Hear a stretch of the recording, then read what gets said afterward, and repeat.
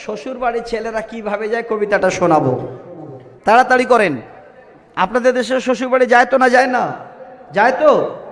এবার যাচ্ছে কিভাবে, ওই যাওয়ার আপনাদের রাস্তাটা সুন্দর করে বলে দেব কবিতা দিয়ে। বাবার ঘরে তো জুটে না, এই মেয়েটা যখন বিয়ে দিতে হয় একটা মোটরসাইকেল না হলে বিয়ে করতে চায় না। বলুন ঠিক না ভুল বললাম? একবার ভাবেন, এমন একটা চাল এসে গেল, ছেলেটাকে বাইক দিতে হবে তাহলে বিয়ে হবে, না হলে হবে না। এবার বাইকটা তো শ্বশুর কষ্ট করে দিয়েই দিল। এবার বাইকটা চালাতে গেলে তো কিছু লাগবে ভাই, এমনি তো চলবে না, চলবে, তেলের প্রয়োজন। তেলটা জুটাবে, জুটাতে পারে না, তখন বাবার পকেট থেকে পয়সা চুরি করছে।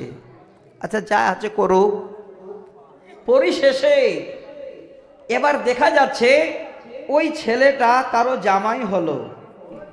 জামাই এবার যাচ্ছে শ্বশুর বাড়ি, তো জামাই যাবে তো জামাইয়ের আদব কায়দা থাকবে জামাইয়ের মতো, তাই তো নাকি বলেন? একটু কথা বলেন।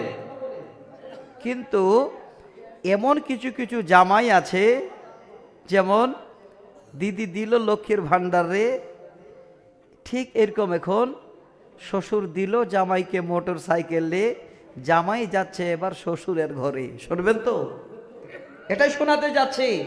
তো জামাই যখন শ্বশুর ঘরে যাচ্ছে, তো জামাই যখন কোনো গ্রামে ঢুকবে, সবাই জানে যে এটা আমাদের গ্রামের জামাই, জানবে না? তো কিছু কিছু জামাই যখন শ্বশুর ঘরে যায়, তো শ্বশুর ঘরের কিছু লোক তখন বলে না এইটার জামাই, অনেকে বলে যে এটা চার পায়া জামাই। বুঝতে পেরেছেন? জামাই দো পায়া হয় না, চার পায়া? দো পায়া হয়, কিন্তু চার পায়া বলে কেন? তার চলন গঠন দেখে, তার চলার রাস্তা দেখে। এমন জামাই, বাইকটা তো শ্বশুর দিয়েছে, বাপের কালে চড়তে পাইনি, ওই বাইক নিয়ে যখন যাচ্ছে শ্বশুর গ্রামে যখন ঢুকেছে, ওই বাইকটা তখন চালাতে হবে কমপক্ষে ভদ্রভাবে নয়।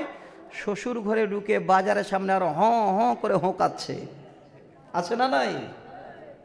আর এমন করে বিপদ হচ্ছে, তখন দেখবেন আপনার মেয়েটারও যেন কপালে দুঃখ নেমে আসছে।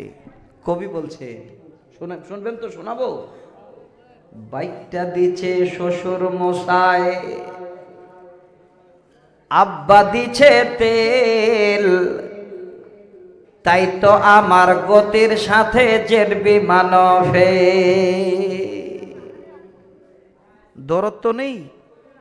রাজমিস্ত্রির কাজ করে যদি খালি একবার একটা বাইক কিনতো 70,000 1 লাখ টাকা দিয়ে, তাহলে বুঝতে পারতো বাইকটা কিভাবে চালাতে হবে। পরের বাইক যখন কেউ চালায়, খালুচা দেখে না, যাচ্ছি না যাচ্ছি, আর নিজের রক্ত খাটা টাকা দিয়ে বাইক কিনে যখন চালাবেন, খালুচা দেখতে পেলে আগে সাইড করে আস্তে আস্তে করে পার করবেন, ঠিক নয়? এই বাইকটা তো বাবার দেওয়া নয়, নিজের নয়, শ্বশুরের দেওয়া। চালাচ্ছে কেমন? বাইকটা দিচ্ছে শ্বশুর মশাই, আব্বা দিছে তেল, তাই তো আমার গতির সাথে জেট বিমান দুর্ঘটনা ঘটলে ঘটুক, দুর্ঘটনা ঘটলে ঘটুক, আমার কিসের ভয়, গেলে যাবে বাপ শ্বশুরের, আমার কিছু নয়। যদি কিছু হয় তো বাবার যাবে, আমাদের তো কিছু নয়। চললে আমার মোটর গাড়ি, চল রে আমার মোটর গাড়ি, জোরসে মারো টান, কে কি বলে শুনবো না, আজ ধরছি চেপে কান। কে কি বলছে বলুক, খালি টান, গো গো করে উড়াচ্ছে। আহা আহা কি মনোরম গায়ের বাঁকা রাস্তা, 100 কিলো ঘুরে এসে করবরে আজ নাস্তা। ভোরবেলায় বেলডাঙ্গা স্টেশনে যাচ্ছে, তো চা খাবে, তা না বলে বাড়িতে এসে খাবো, মানে যাচ্ছে কত জোরে আর আসছে কত জোরে। কবি বলছে, গতির এমন গতি তুলবরে আজ, এমন গতি তুলবরে আজ, আমার গতি দেখে থমকে যাবে পথের পথিক পন্ত চলা রেখে।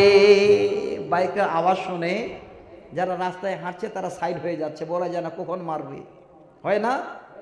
কবি যেন বলেন, গতির চোটে কাঁপছে মানুষ, গতির চোটে কাঁপছে মানুষ, উড়ছে পথের ধুলো, লাফিয়ে উঠছে পথের ধারের বান্দা ছাগলগুলো। মানুষ তো উঠছে উঠছে, ছাগলগুলো লাফাচ্ছে, কখন মারবে? কবি বলছেন, গতি আরো বাড়িয়ে দিলাম, গতি আরো বাড়িয়ে দিলাম, পত্তা পেয়ে সরু, হঠাৎ দেখে সামনে আমার বিশাল বড় গরু। গরু তো আর জানে না, গরু তো গরুই হয়, মাঝখানে দাঁড়িয়ে আছে তো আছে। এবার জামাই যাচ্ছে উড়িয়ে।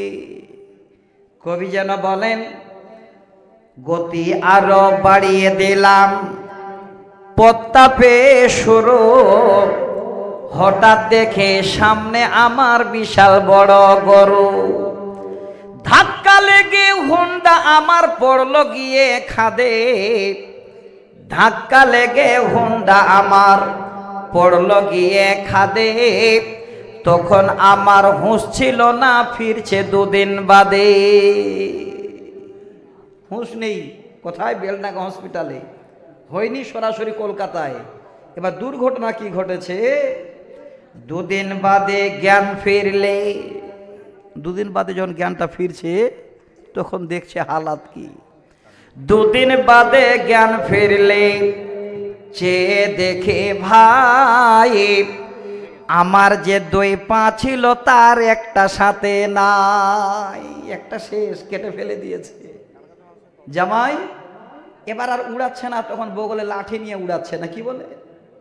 কবি যেন বলেন, দুদিন বাদে জ্ঞান ফিরলে চেয়ে দেখে ভাই, আমার যে 2 পা ছিল তার একটা সাথে নাই। সকল কিছু শোনার পরে চমকে গেল গাপ, বাইকটা নাকি ঠিকই আছে, আমার গেছে পা।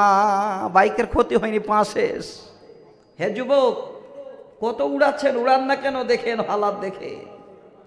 কবি যেন বলেন, আমার শখের বাইকে এখন, আমার শখের বাইকে এখন অন্য মানুষ চড়ে, পা হারিয়ে কান্দি আমি বন্দি হয়ে ঘরে। ঘরে বসে আফসোস।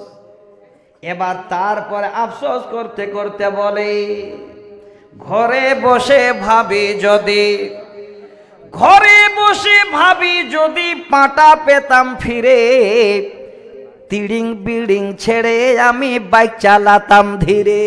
আর কাজ হবে? একটা পার হয়ে গেছে, একটা ছুটে গেছে, আর হবে? মনরে বলি মন যদি তুই, মনরে বলি মন যদি তুই বুঝতে দুদিন আগে, তবে কি তোর পা হারিয়ে পঙ্গু হওয়া লাগে। ওরে যুবক, এখান থেকে একটা শিক্ষা অর্জন করেন। এই শিক্ষাটা আপনাদের শিশু মাদ্রাসায় পাবেন। কি করে মা বাবার সঙ্গে কথা বলবেন, কি করে মানুষের সঙ্গে কথা বলবেন, আপনার আদব কায়দাটা কেমন হবে, শ্বশুর বাড়ি কেমন যাবেন, শ্বশুরের সঙ্গে কে ব্যবহার হবে, এই শিক্ষাটা পাবেন আপনি শিশু মাদ্রাসায়। অন্য কোথাও গিয়ে যেন এই সুশিক্ষা আপনাকে কেউ দেবে না।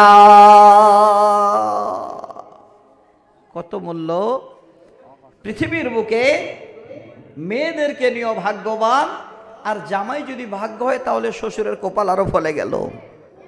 দোয়া করেন যেন 4 পায়ার মতন জামাই না হয়, নাকি বলেন? একটু আল্লাহুম্মা আমিন বলবেন না?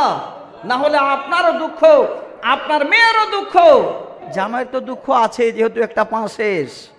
তো ভাইজান, আমি আপনাদের কাছে লম্বা করব না, 3টা পয়েন্ট বলা যাবে না, অনেক সময় লাগবে, অনেক রাত হয়ে গেল। এবার আপনাদের কাছে শেষের বেলায় আমি দোয়া করব।